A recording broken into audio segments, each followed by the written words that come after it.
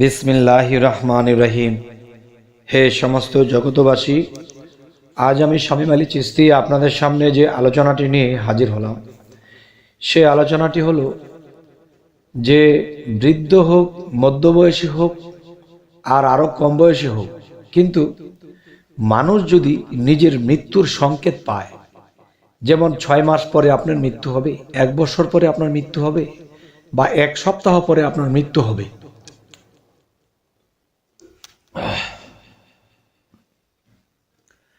এমন সংকেত যদি কেউ পেয়ে যায়, তখন সেই মানুষটি এই দুনিয়াতে অনেক পাপ এখানে রেখে চলে যেতে পারবে।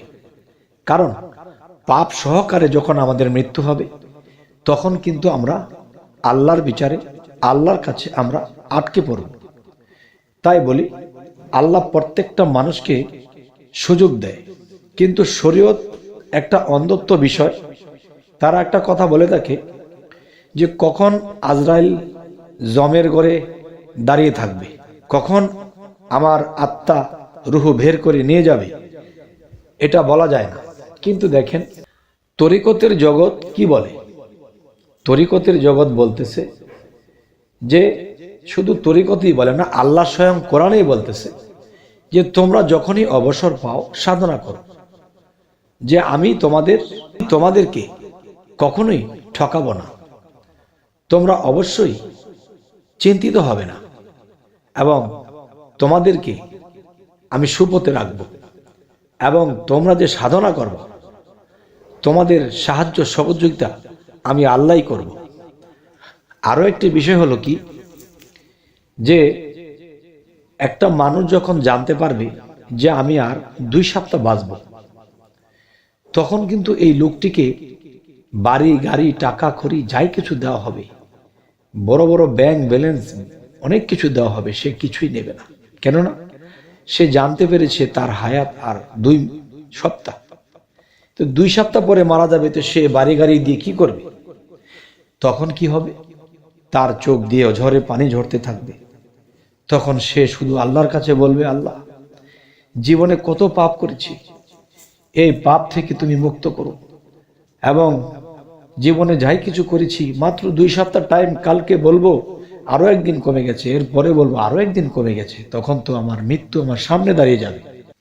তাই বলি, হে জগতবাসী, আমরা অবশ্যই যখন সেই নিদান কাল এসে যাবে, তখন সামনে যখন সে আজরাইল দাঁড়িয়ে যাবে, এর আগে আমরা খবর পাইলাম না, কিভাবে সতর্ক হব?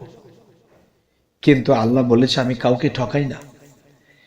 মানুষ মৃত্যুর আগে আমি আগাম খবর কিছু ইশারা ইঙ্গিত করে থাকি, আর সেই কথাগুলো শরীয়তের ভাষায় বলে থাকে যে প্রথম নিশানা হলো চুলগুলো পেকে যাবে, দ্বিতীয় নিশানা হলো তার হাঁটু পায়ের গিরাগুলো শক্তি কমে যাবে, আগের মতো কাজ করতে পারবে না। এগুলো হলো নিশানা, এগুলা শরীয়তের নিশানা।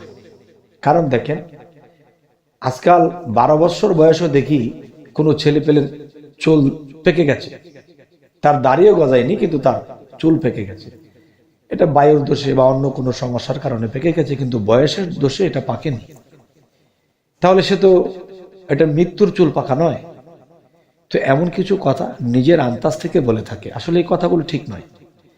আসল কথা হলো, আপনি যদি স্বপ্ন জগতে কখনো দেখেন যে আপনার চুলগুলো একেবারে পেকে সাদা হয়ে গেছে আর মাথা ভার ভার লাগছে, তখন আপনি বুঝবেন যে আপনি জ্ঞান জগতে প্রবেশ করছেন, পাকা জ্ঞানের জগতে আপনি প্রবেশ করবেন, এটা বোঝানো হলো। আর এই ব্যক্তিটি যদি তরিকার জগতে অলি আউলিয়ার সাথে সঙ্গ রাখে, তারপরে সে এটা বুঝবে যে সে ভালো জ্ঞানের মধ্যে প্রবেশ করবে। আর যদি এটা দেখে কোনো মানুষ লুবি, খারাপ, বদমাইশ, তার কোনো ভালো জ্ঞান নেই, মানুষের ক্ষতি করে, এরকম লোকে যদি চুল পাকা দেখে, তাহলে এই লোকটির কি হবে? এই লোকটির মৃত্যু অবধারিত। আচ্ছা, আরেকটা বিষয় হলো, স্বপ্ন যুগে কেউ যদি দেখে যে তার সামনে দিয়ে কোনো মানুষ মারা গেছে, সেই মানুষকে লাশটি কাঁধে করে নিয়ে যাচ্ছে, এবং সে নিজে ইন্নানিল্লাহ পড়তেছে, ইন্নানিল্লাহি ওয়া ইন্না ইলাইহি রাজিউন, অর্থাৎ তুমি যাও আমিও আসিতেছি।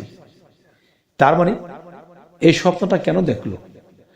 তার মানে সে যখন মারা যাবে আর তাকে যখন খাটে করে নিয়ে যাবে, তখন অন্য কেউ দেখে ইন্নানিল্লাহ পড়বে, আর সেটা সে পড়তেছে, আর খাটে যাকে নিচ্ছে সেটা সে দেখতেছে। তার মানে ওই মানুষটা ও নিজেই সেই মানুষটা, তার মৃত্যুটাই সে দেখছে যে তুমি মারা যাবে। আরেকটা বিষয় হলো যে এটা যদি কেউ রাতের 12টায় ঘুমাইলে দেখে, তাহলে তার সময় আছে 2 থেকে 3 মাস।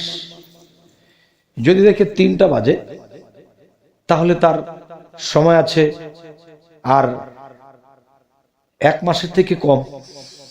যদি দেখে সকাল 5টা বাজে, তখন তার সময় আছে সপ্তাহখানি। যদি কেউ দেখে ঘুম থেকে ওঠার আগে উঠে দেখে 7টা বেজে গেছে, 2-1 দিনের মধ্যে কোনো দুর্ঘটনা হলেও তার যে প্রকারই হোক তার মৃত্যু হয়ে যাবে।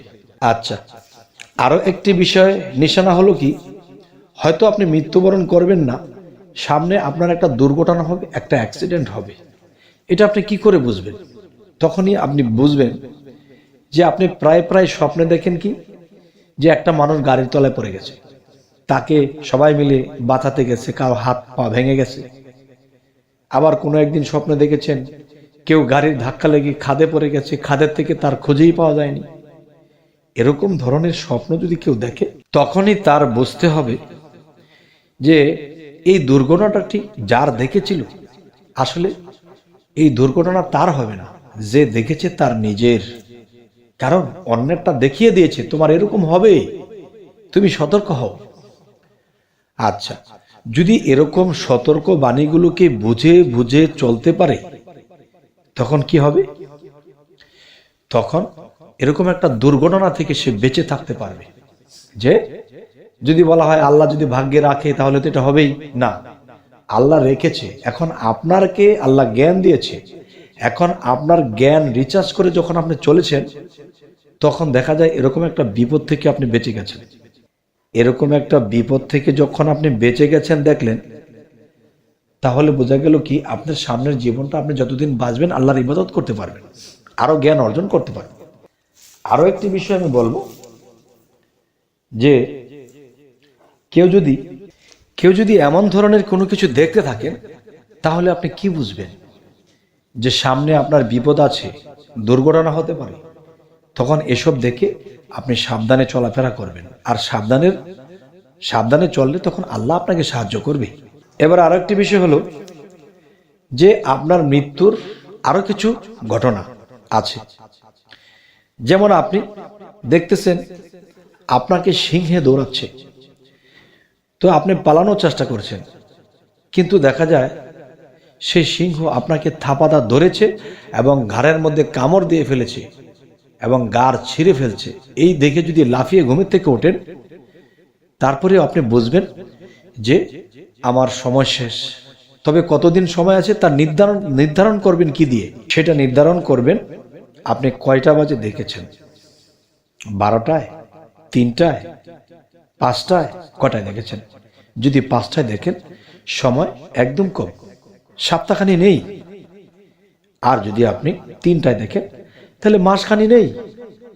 যদি আপনি 12টায়, 1টায় দেখে থাকেন, তাহলে আপনার হাতে 1.5 মাসের বেশি আছে, প্রায় 2 মাসের মতো টাইম থাকবে।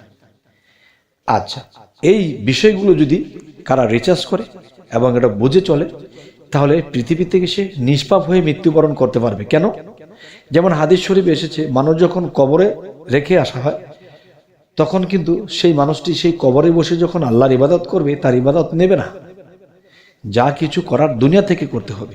তাহলে আপনি যদি জানতে পারেন যে আপনি 2 সপ্তাহ, 1 মাস এরকম আর বাঁচবেন, তাহলে কিন্তু আপনি আল্লাহর কাছে বাকি জীবনে যা পাপ করা হয়েছে, আল্লাহর আইন অবলম্বন করা হয়েছে, এই জন্য আপনি ক্ষমা চেয়ে যাওয়ার জন্য আপনি সময়টুকু পাবেন, ইবাদত করার জন্য, চোখের পানি ফেলানোর জন্য আপনি সময়টুকু পাবেন। আর এই সময়টুকু আল্লাহ ওলিয়াদেরকে দিয়ে থাকে, যে বিন্দু পরিমাণ পাপ থাকলেও যেন তারা ক্ষমা চেয়ে যায়। আর যারা স্বপ্নগুলো দেখে বুঝতে পারে, তখন কিন্তু তারা এগুলা ক্ষমা চেয়ে যাওয়ার জন্য সময় পায়। যাই হোক, আজকের যে আলোচনাটি, এই আলোচনাটি এই জন্যই করলাম যে অনেক মানুষ নিরাশ হয়ে পড়ে, কোন দিন মারা যায়। দেখেন, অবশ্যই মারা যাওয়ার আগে আল্লাহ এই ইঙ্গিতগুলো করে থাকে। এগুলো যদি আমরা বুঝে চলি এবং বুঝতে পারি, ইনশাআল্লাহ আল্লাহর রহমত, আমাদের আর ভয় নেই, আমাদের আর কোনো চিন্তা নেই। তো সকলেই ভালো থাকবেন এবং আমাদের চ্যানেলে যারা নতুন, অবশ্যই সাবস্ক্রাইব করে নেবেন পরবর্তীতে ভালো ভিডিও পাওয়ার জন্য। সকলেই ভালো থাকবেন। আল্লাহ হাফিজ।